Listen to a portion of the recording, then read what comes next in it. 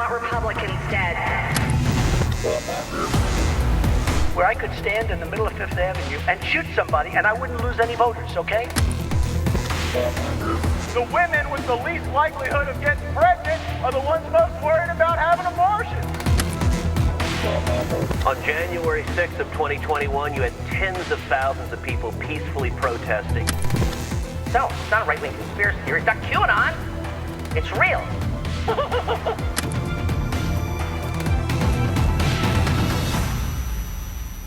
Folks, I am delighted and terrified to welcome two authors today of a great new book called Vigilante Nation: How State-Sponsored Terror Threatens Our Democracy. And if you're wondering where the state-sponsored terror comes from in today's world, it's sponsored by a big part of the American political state, the Republican Party. This book is coming out shortly, and I think you're going to find it chilling, useful, and important as we go. So with that, John Michaels and David Knoll, welcome to the Enemies List podcast.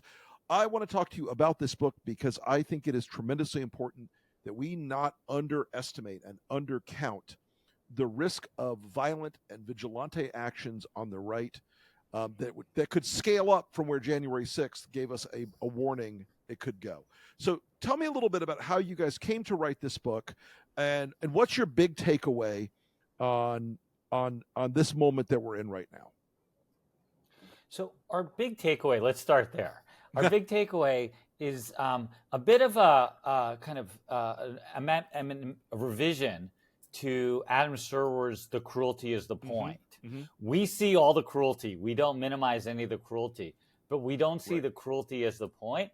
This is, in fact, a means to an end.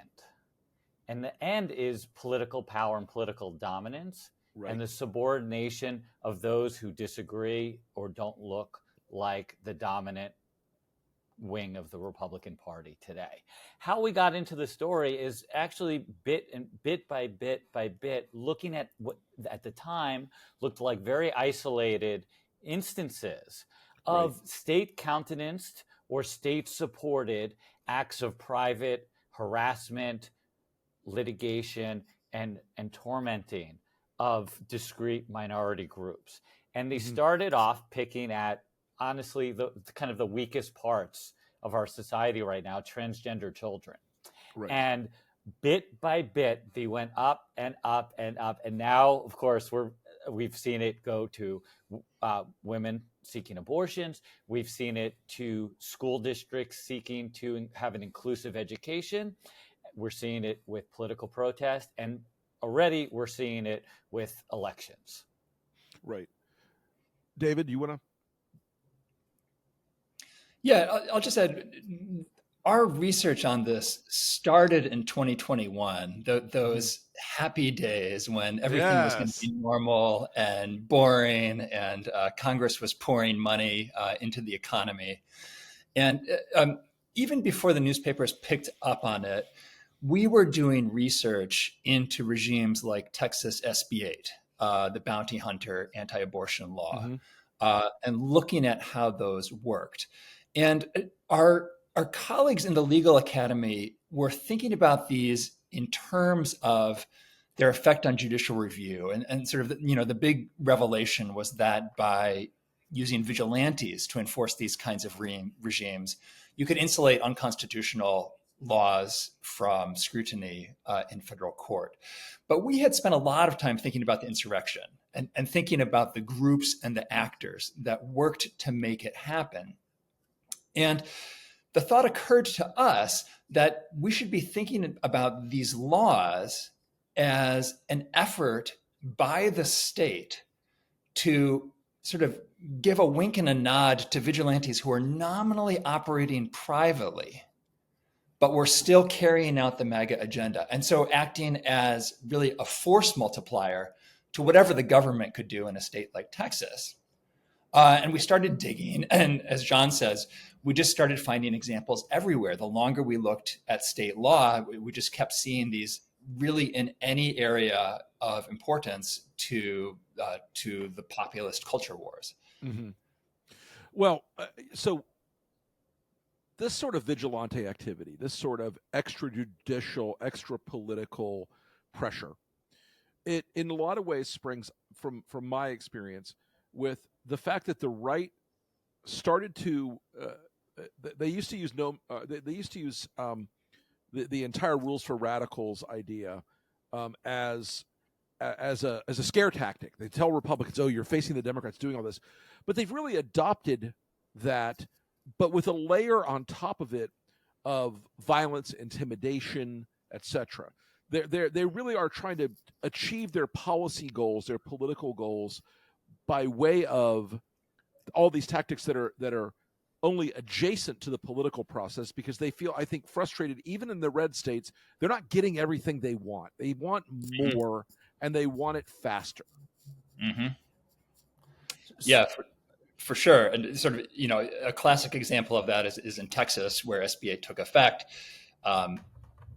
You might say now that Roe has been overturned and Texas can make abortion illegal in all circumstances, what's the point of a regime like SB8? What's the point of encouraging vigilantes to undertake enforcement?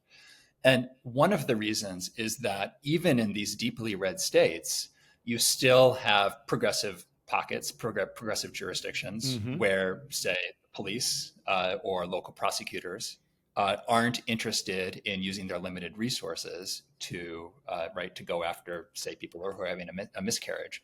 Right. And what these state supports for vigilantism do is they really act as a force multiplier for folks who have control of the state legislature. And so if you hold out the prospect of bounties, and we see this with trans kids in bathrooms, and we see it with book bans, and there's similar laws that are directed at controlling how elections operate. And going back to your point, right, the objective is to create, an authoritarian system where you don't know if the secretary, right, is somebody who's going to be an informant, is going to snitch on what's happening, right? You don't know whether your Uber driver is someone that you can trust to share what you're doing. And so, we see this as part of the authoritarian turn in MAGA politics, because it is, we start with this podcast from Steve Bannon where he says, impose your will, right? After having lost who knows how many court cases, right? And having exhausted every legal option for overturning the results of the 2020 election, Bannon says, impose your will. And that is that's the guiding ethos of this, is that, there's a desire really to control people in all aspects of their lives, right. So that nowhere is safe. There's a certain degree, I think, of complacency on the center right, I know for sure, and some on the left of all the institutions will hold, the guardrails will still stand. Trump failed on January 6th, therefore this sort of tactic will always fail. I disagree with that rather fundamentally. I think that they are trying to erode around the edges of those things and find valences where they can shove through and begin to act in ways and get away with things like January 6th or other violence adjacent activities in the coming years. I think they're really working very hard and quite deliberately to reduce the ability of society's institutions, rules, norms, guardrails to hold. Yeah, so I think that looking to the center right, the folks that you're describing, and is exactly who the nation should be turning to, because they've experienced up close what happened in the election in 2020 and also what happened in the election in 2022. We're seeing a record number of election officials, administrators, some elected officials, some civil servants leaving the jobs in numbers that cannot be and will not be replaced by dedicated public servants, because who wants to have a huge target on their backs as well as their families' backs? And we realize that the paradigm case for this, well, there's two from 2020, is Rusty Bowers in Arizona, who could not have talked to Rusty. could not have been a more dedicated Republican. in every respect, including in the way he opened up his home to kind of Republican politics in the past. All those folks who had been his friends for a long time and knew where he lived descended upon his house to put so much pressure on a family which happened to be in crisis because his daughter was deathly ill at the time, and puts that type of pressure to change the results. And we saw that in Clark County, Nevada. We saw that in Wayne County, Michigan. We saw that in Fulton County, Georgia. And today, if you look at what Mariposa County is doing in Arizona, they're turning their election offices into a fortress. It looks like something in the green zone. That's an exaggeration, but the closest image I can come Not to by much, is this idea that barbed wire, surveillance cameras everywhere, the idea that people can't park within a certain distance so that license plates won't be discoverable. We're looking to a world in which we have to kind of get ready for a battle. And anyone who is not attuned to that is essentially opening them up to yet another surprise. And we just can't afford the hope that, well, the system will hold. The folks on the center right are telling us that it may not. So if I could, let me just go add ahead. one Please, point, David. Yeah. Which is that, we have been looking a lot at elections and looking at the election process. And, a question we get is, what is the next effort to overturn the election going to look like? Or, is 2024 going to be the same as 2020? And there's certain commonalities, right? In 2020, the theory was that, early voting and mail voting was enabling a massive ballot fraud. Now the theory has been updated to this idea that somehow undocumented residents are casting massive numbers of ballots, and so there's always sort of an animating theory that billions the other day, according to Donald Trump, billions of right. Interesting but, theory. But Trump and his lieutenants have learned from 2020, and one thing they've learned is that the way we run elections, it's much harder to overturn a result than it is to manipulate the results in the first instance. Because there's sort of a built-in bias. Courts are extremely reluctant to say no, right. We're going to overturn the results of election, or it's extremely rare for courts to order a new election. And so if you can take advantage of that status quo bias, so that when the returns are counted, they come out the quote unquote right way, that provides a pathway to election subversion that avoids the need for putting pressure on Rusty Bowers and John Eastman's crazy constitutional theories and all that kind of stuff. And what you're seeing in the states is Georgia in 2021 allows unlimited voter challenges to people who appear at the polls. Other states are effectively legalizing violence, by adopting these absurd self-defense laws that say that if you're in your F-250 and someone stares at you in a way that makes you feel uncomfortable, you have an immunity to run people over. And so, the difference we see is that we think the effort to subvert the election is going to be a lot more on the front end, right? Sure, Trump will try to overturn it if it doesn't come out the right way. But what's different about this year compared to 2020 is this entire infrastructure of vigilantism has been built up. And if it works, you won't even know that it's happening, because you'll simply see election returns, from DeKalb County that come out the quote unquote right way. And there'll be nothing to overturn. And that's what keeps us up at night. And it should. The idea that you're going to have a repeat of 2020 with the sort of clownish Four Seasons Total Landscaping legal crew is something I think has an underestimated risk factor, because it did look clownish. It was absurd. It was Rudy and Jenna Ellis and John Eastman, all these kooks. This time they're going to hire really good lawyers. They're going to have all the money they need. They're going to go into those states, and they're going to be ready to litigate everything over and over and over again. And in that period, since 2020, there are a lot more Republican judges that have been appointed in red states.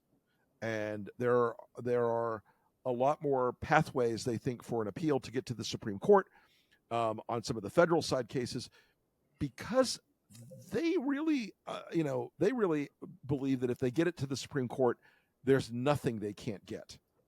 They believe that if they get it to the Supreme Court, there is nothing that is beyond their reach. So, Rick, may I just connect to the point you suggested about hiring really good lawyers this time? Because it also touches upon something else that David and I have been thinking a lot about. By the way, everybody, I always recommend hiring the best possible lawyers you can afford. Right. Never a bad strategy, but one question that would come up, and two questions that come up. So one is, especially among, again, liberals and progressives, looking at Project 2025 and folks scratching their heads and say, why would they have ever published that? Look at all the backlash. Well, one of the reasons they published that is because they weren't talking to folks like David and me. They were talking to folks who might otherwise sit out this election, but read on page 77 that they're going to completely weaponize the Department of Education, and read on page 134 that we're going to shut down the Civil Rights Division of the Justice Department. I'm making up those numbers, but I'm not far from the content of what is included in there. And that galvanizes folks who are committed movement conservatives one more time to put up with the clown show that is Donald Trump, because they're putting out a list of VIP top shelf policy objectives that might well get done under this administration if we keep on pushing. So the idea is, how are they going to get better people than Rudy and Jenna Ellis and everything? That's how they're going to get them and keep them on board and keep them making the argument that that we're seeing already. And I also wanted to touch upon the point about Donald Trump is also wide in the lane for harassment and attacks, verbal and perhaps otherwise, on judges. And we didn't see that in 2020. Right. Judges, and activists, let me just, electeds. I was just going to say, another thing that we're seeing is, particularly in the selection of J.D. Vance, is that people who are willing to support election denialism are rewarded for that. And, we have, there's divisions within conservative judges, right? MAGA, what we might think of as MAGA judges, and what we might think of as more traditional constitutionalists and folks who are dedicated to the rule of law. And, by elevating someone like Vance, whose, number one qualification is that he wanted to return the election to the states for further quote unquote debate. Yes. The signal to ambitious young judges who are trying to get on a court of appeals or are trying to move from a court of appeals to the Supreme Court is not particularly subtle. And so, going back to your point about the system holding, people always make the point that 2020, it really held on by a thread, right? There were a few key people like Rusty Bowers who, had they been slightly more craven, would have been in a position to throw the election. But thinking about it going forward, Trump is a transactional politician, right? And he has held out the gold ring for J.D. Vance-like figures who are willing to buy into the conspiracy theories and willing to buy into efforts to subvert the election, or even to pretend to buy into them.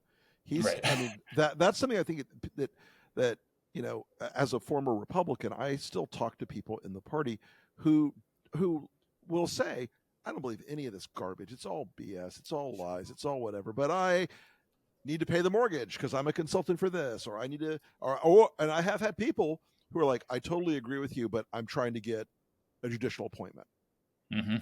And somebody said that to me just recently in a state not Florida. Person I've known for a while is rising up in the ranks of a certain states and really wants a federal judicial appointment, like nobody's business, and is willing to play the public role of Trump must be right about this, obviously. And so I want to talk a little bit about the spectrum here, because on the lower end, it's just online harassment and the usual sort of ugliness of Twitter and and trolls, sending people horrible messages, up to lawfare, which I'm presently being sued by Mike Flynn for $10 million. It's a case that was dismissed in the lower court. They've appealed it, but it very much feels like they want to stop me from speaking out and cost me time and money, which is that's the purpose of lawfare. And then it escalates up to violence.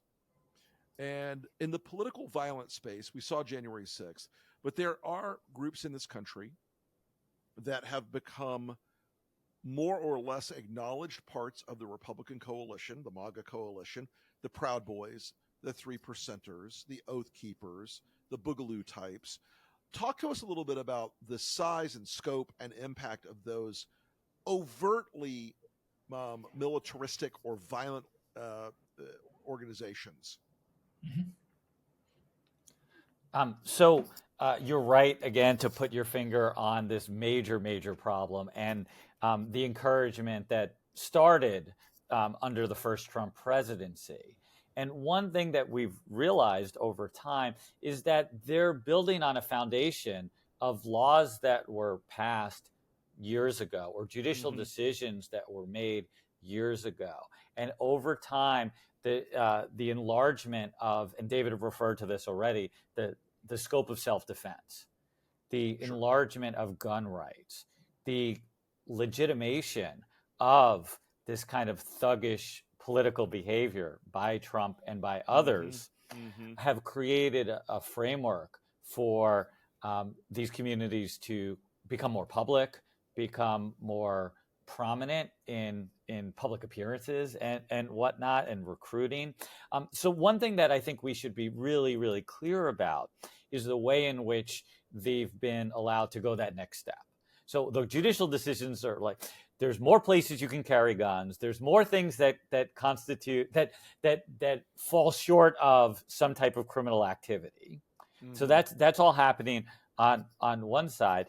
And then the other is, well, what do we do if you actually do commit a crime? Are we going to pardon you, like in Texas with the shooting in Austin, the murder in Austin? Right. Are we going to stack the framing of a case like the Kyle Rittenhouse case, where the judge kept on admonishing the prosecutor for referring to the victims of Kyle Rittenhouse's shootings as victims, and frame the debate in such a way that it becomes much clearer for jurors to think about this as a kid acting in self-defense, even though he crossed state lines based on a social media call to come and protect certain property interests. So we're seeing this, not just the movement, but then people being excited by the movement, which is what a Rittenhouse was. Rittenhouse wasn't even in the movement, but he wanted to join, he wanted to be a part of it. And when Donald Trump and others are celebrating these folks, it's creating a culture where we have lone gunmen, we have people doing work on their own, and then also feeling more emboldened in groups to be objects of harassment and torment. And often, and Rick, I know you talked about the kind of escalation of violence, but a lot of the effectiveness, just like the effectiveness of litigation, happens without the resort to violence. Because if you have a show of force on the street, maybe there's no protest. If you have a show of force in front of a library, maybe there's no controversial reading. And I say controversial in the loaded sense of the term. Sure. So if you're able to silence people, if you're able to say to people, you know what, voting today seems like a really bad idea because there's a bunch of people looking at me with guns slinged across their backs. Well, I'm just not going to vote today. In Arizona, and that's the victory, right? So it doesn't. So I guess I'm quibbling a little with the escalation, because sometimes the success, and this is also true with the abortion case. There's not a lot of there's almost no SB 8 litigation, because as soon as the law was passed, all the clinics closed up shop and said, "Here's the closest place you can go." I'm sorry, it's 900 miles away. Right. Just on the sort of the numbers of folks that are affiliated with these groups, as a researcher, it's very hard to get a handle on because it's so fluid, right? A militia could be being in a Telegram group or a group that's organized on Parler or Signal or whatever platform they're on. Now it may be sharing memes, or that might escalate to taking a weekend trip to doing some shooting right out in the countryside, and then from there it's you get into the kind of activities that John was talking about, where you protect local businesses or appear at a polling center to make sure that ballot fraud doesn't happen. There was a wonderful investigation in ProPublica recently about a militia called A3P, which really emerged as you see these dynamics at work, because prosecutors in DC were going after the Proud Boys and the Three Percenters. A3P was less involved in January 6th, but saw January 6th as a recruiting opportunity. And they seem to be concentrated in the Midwest and out west, and as it becomes more legally dangerous to be a card-carrying member of the Proud Boys, A3P's membership surges, and at the same time, Facebook stops enforcing its rules on organizing violence through the platform. And so I don't recall the numbers that they had in the piece, but it was somewhere in the thousands of members at one point in recent years. And what's difficult is that it's kind of like an election. You don't really know how many committed folks there are until Trump does something like call for a rally at the Ellipse, and then you have a showdown moment. And so a lot of the work that we're doing in the book is saying, look, this is, for worse, part of our politics now, and DOJ needs to be prepared to respond to it. State police forces need to be prepared to respond to it. Sort of nonpartisan election protection lawyers need to be prepared to respond to it. At scale. Right. I mean, put yourself back, into the mindset of January 5th, 2021. We all had sort of some idea that something stupid was going to happen, but I don't think any of us expected, the mob to breach or if people were smarter than me, if they were expecting it, the mob to breach the Capitol and for Capitol police officers to be killed. And so, sort of the struggle as folks committed to the rule of law is, how do you build institutions that can very quickly scale up in response to these kinds of threats, while acknowledging that, there's sort of a hot or cold aspect to it, right? People get really fired up and, will attempt to storm the State House. But other times, it just turns out to be online chatter, and they go away and everything proceeds as normal. It strikes me that there's going to be an inflection point. There's going to be a moment here. If he's defeated, which I think he will be, if he's defeated in 50 some days, I think that it will really come down to, does Trump tell he's going to say that if he was cheating, he's going to try to win the election by a recount or what have you, some legal mechanism.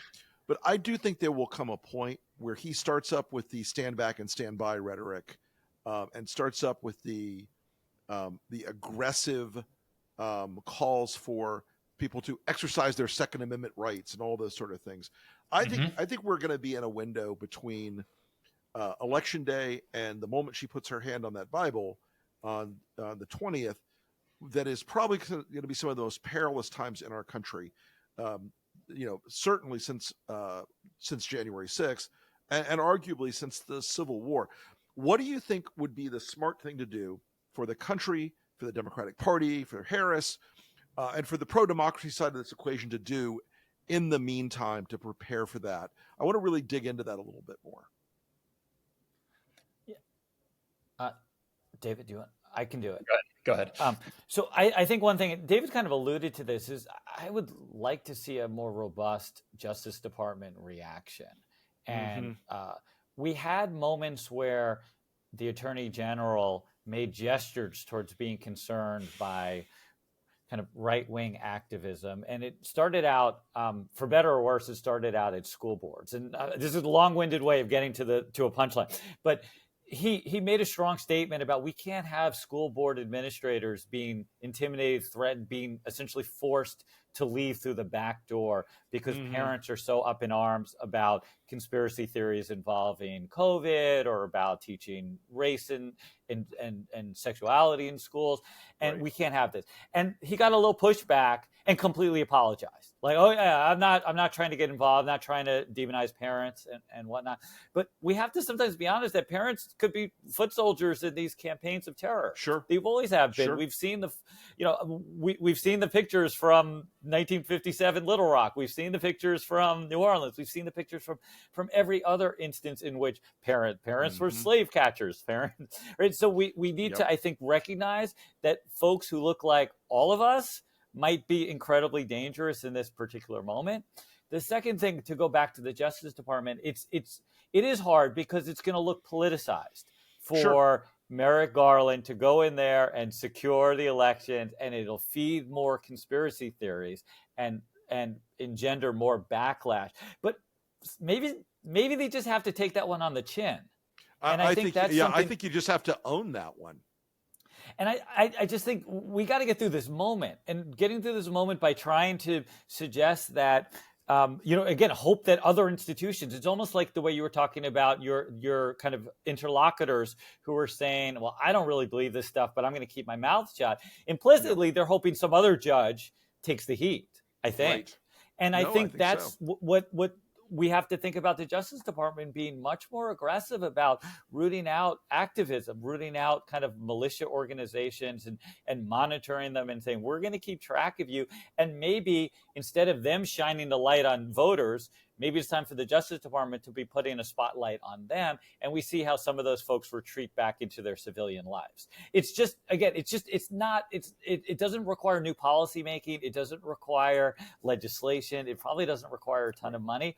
And a couple of strong instances up front, and Garland doesn't back away from it, could change the tone for the entire fall.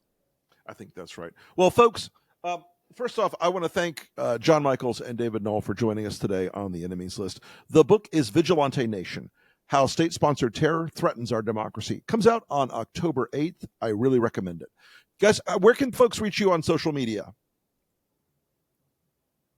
I'm on Blue Sky these days. Oh, look at you, Blue Sky. All right. You're away from that dinosaur. Smart move, though, honestly. Smart move. It's a hellscape. Well, thank you, gentlemen. I appreciate your time today, and I encourage folks to read the book. It's terrific, and I think it's chilling, and it is a fight we're about to have, whether we like it or not. Thanks again for joining the Enemies List. We'll see you again next time.